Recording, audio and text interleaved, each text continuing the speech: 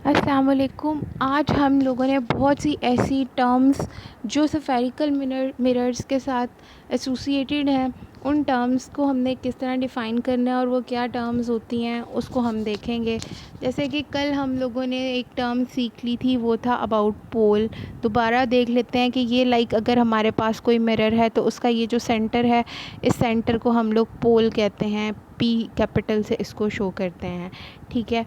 And now the next term we will study today is the center of curvature. अब कल जब हमने mirrors की बात की थी तो ये पढ़ा था कि मिरर जो होते हैं वो कर्व्ड सरफेसेस होती हैं, क्योंकि ये एक कंप्लीट सफ़ियर का पार्ट होते हैं। ठीक है, ये पूरी एक सफ़ियर का पार्ट होते हैं, तो ये कर्व्ड होते हैं। चूँकि ये कर्व्ड होते हैं इस वजह से इसे कर्वेचर कहा जाता है, मतलब ऐसी कोई चीज़, ठीक है, जो कर्व्ड हो, ठीक है, यूँ हो, मुड़ी हुई हो। तो ये क्या होता है बेसिकली, पार्ट तो ये एक पूरे इस तरह से सफ़ियर का होता है, और इसका जो ये सेंटर होता है, इस पूरे के पूरे सफ़ियर का ये जो सेंटर होता है, ठीक है, तो इसको हम लोग कहते हैं कि ये सेंटर ऑफ कर्वेचर है। अब इसको किस तरह डिफ़ाइन किया हुआ है हम लोग यहाँ पे देखते हैं। A spherical mirror is a part of a sphere. एक जो हमारा ये होता है स्फेरिकल मिरर, ये सफ़ियर का एक पार्ट होता है। ठीक है, ये लिखा हुआ है, उसकी बाकी डेफिनेशन ये ऊपर लिखी हुई है। तो क्या है, the centre of this sphere is called the centre of curvature. अब बेसिकली जो हम लोग देख रहे होते हैं ना, वो हम लोग तो सिर्फ इतना सा पार्ट यूज़ करते हैं, लेकिन बेसिकली ये हिस्सा तो ये पूरे के पूरे सफ़ियर का ही होता है ना। तो ये जो सफ़ियर का सेंटर होता है ना, यानी जिसका ये पार्ट है हमारे पास मिरर, उसका जो सेंटर होता है ये पूरी सफ़ियर का, उस सेंटर को हम सेंटर ऑफ कर्वेचर कहते हैं। और कर्वेचर मीन्स जो कर्व्ड वाला पाथ होता है वो। ठीक है, उसके बाद हमारे पास रेडियस ऑफ कर्वेचर आ गया। ये रेडियस ऑफ कर्वेचर क्या, इसको भी अगर ये हमारा मिरर है और जो कि इस किस्म के जो सफ़ियर है ये वाला उसका पार्ट है, ये हमारे पास सेंटर ऑफ कर्वेचर है, और ये हमारा इसका पोल है, तो यहाँ से जो यहाँ तक का डिस्टेंस होगा वो हमारे पास रेडियस ऑफ द कर्वेचर होगा। डिफ़ाइन किस तरह से किया हुआ है रेडियस ऑफ कर्वेचर को, it is the radius of the sphere of which spherical mirror is a part. ये उस सफ़ियर का रेडियस है जिसका स्फेरिकल मिरर हिस्सा होता है, यानी सेंटर ऑफ द कर्वेचर से पोल तक का जो डिस्टेंस होगा वो होगा रेडियस ऑफ कर्वेचर। और प्रिंसिपल एक्सिस क्या होती है, it is the line joining the centre of curvature and pole. ठीक है, तो ये जो लाइन है जो मैंने यहाँ पर लगाई थी, ये ये मिरर है, ये उसका पोल है, और ये सेंटर ऑफ कर्वेचर है। ये जो लाइन है, इस लाइन को हम लोग प्रिंसिपल एक्सिस कहते हैं, और यहाँ से यहाँ तक का जो डिस्टेंस है, डिस्टेंस जो है वो रेडियस होता है, और ये जो लाइन लग जाती है, जब लाइन को प्रिंसिपल एक्सिस कहा जाता है। ठीक है, फिर द प्रिंसिपल फोकस, ये ध्यान से सुनिएगा क्या, after reflection from concave mirror. Concave mirror जब लाइट रेस को जो है वो रिफ्लेक्ट करता है, rays of light parallel to the principal axis converge to be at a point F. जब प्रिंसिपल एक्सिस के पैरेलल रेस जा रही होती हैं और वो जाके मिरर के साथ टकराती हैं, तो टकराने के बाद वो हमेशा एक पॉइंट पे इकट्ठी हो जाती हैं। This point is called the principal focus.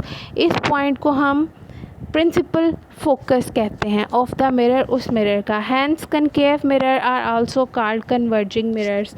इसलिए कनकेव मिरर्स को हम कन्वर्जिंग मिरर्स भी कहते हैं, ये बात नहीं भूलनी। अब ये देखें, लाइक फॉर एग्ज़ाम्पल ये मिरर है, ये लाइट की रे जो है वो आई है, ठीक है, ये भी लाइट की रे आई है, ये भी लाइट की रे आ गई है, और ये भी रिफ़्लेक्ट हुई, ठीक है, ये भी रिफ़्लेक्ट हुई और ये भी रिफ़्लेक्ट हुई, और ये जिस एक पॉइंट पे ये सारी रिफ़्लेक्ट होती हैं, ये जो रेज़ पैरेलल आ रही होती हैं, ये हमेशा एक पॉइंट पे जाके रिफ़्लेक्ट होने के बाद मिल जाती हैं, और उस पॉइंट को हम लोग प्रिंसिपल फोकस कहते हैं। ये देखें, इस डायग्राम में भी है, ये जो पिंक रेज़ हैं ये सारी की सारी रेज़ जो हैं ये पैरेलल आ रही हैं, ठीक है। और ये जो डॉटेड लाइन दिखाई हुई है ना, ये प्रिंसिपल फोकस है, ये इसके पैरेलल आ रही हैं।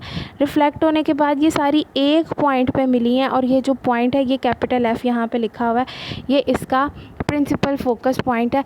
और जो हमारा मिरर है कनकेव, वो जो है रेस को एक जगह पर मिला देता है, इसलिए कन्वर्जिंग मिरर कहते हैं। जबकि जो हमारा दूसरा वाला मिरर है, जो हमारा कन्वेक्स मिरर है, इससे रेस टकराने के बाद क्या करती हैं, इधर उधर बिखर जाती हैं, कन्वर्ज नहीं करती, ठीक है, डाइवर्ज कर जाती हैं। तो इसको डाइवर्जिंग मिरर भी कहते हैं। इसमें हम लोग जो है ना फिर इमेजिनेशन में ग्रो करवा के ना पीछे की तरफ रेज़ को एक पॉइंट पे मिला देते हैं। तो इसका जो प्रिंसिपल फोकस होता है वो इमेजिनरी होता है। तो इसके बारे में भी हम पढ़ लेते हैं, ठीक है। यहाँ पे अब उसने लिखा कि सेकंड वाला जो है यहाँ पे पैराग्राफ जहाँ पे वो बात कर रहा है इसकी दूसरे वाले मिरर की, कहाँ पे कर रहा है, ये जो स्टार्ट हो रहा है ना हमारा यहाँ से in the case of convex mirror से, ठीक है। ये यहाँ से सेकंड वाले पैराग्राफ में जो लिखा हुआ है सारा कुछ, इसको पढ़ते हैं। In case of convex mirror rays parallel to the principal axis, जो प्रिंसिपल फोकस यानी प्रिंसिपल एक्सिस के जो साथ साथ आ रही होती हैं ना ट्रैवल करती हुई रेज़, वो क्या करती हैं, after reflection appear to come from a point F situated behind the mirror. तो बेसिकली होता क्या है कि वो मिरर जो है वो इन रेज़ को डाइवर्ज कर देता है, और हम इमेजिनेशन में फिर एक पॉइंट जो है वो बिहाइंड द मिरर ले लेते हैं। ये देखें डॉटेड लाइंस में हमने इमेजिनेशन में रेस को ग्रो कराया हुआ है मिरर के पीछे वाली साइड पे, और एक हमने फोकस पॉइंट बनाया हुआ है। तो ये हम कंसिडर करते हैं जो कि रियल नहीं होता। The point is called the principal focus of convex mirror. Convex mirror are also called diverging mirrors.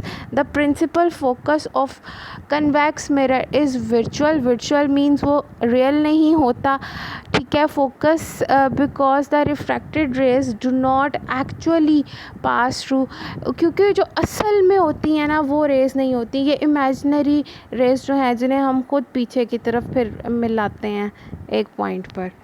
उसके बाद हमारे पास आ गया फोकल लेंथ। फोकल लेंथ क्या होती है, इट इज़ द डिस्टेंस, ये वो डिस्टेंस होता है from the pole to the principal focus.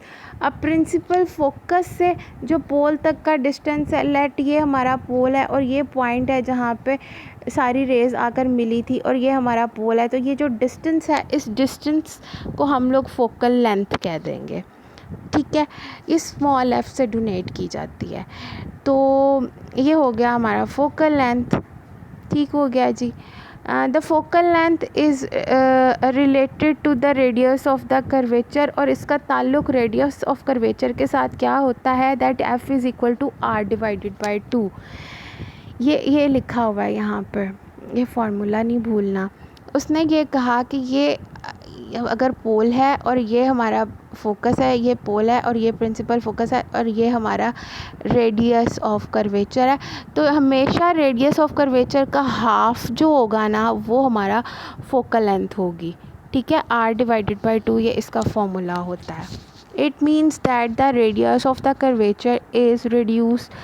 इसका मतलब है अगर हम रेडियस ऑफ कर्वेचर को कम कर दें, कितना हाफ कर दें, तो इट्स फोकल लेंथ, तो ये कितनी हो जाएगी, हमारी फोकल लेंथ बन जाएगी। ये यहाँ पे लिखा हुआ है। प्लीज़ ये कुछ डेफिनेशन और टर्म्स हैं और नीचे वाली डायग्राम्स हैं जिन्हें अच्छे तरीके से अंडरस्टैंड कर लें, पॉइंट कौन सा कहाँ पे है, ये समझना बहुत ज़रूरी है आपके लिए।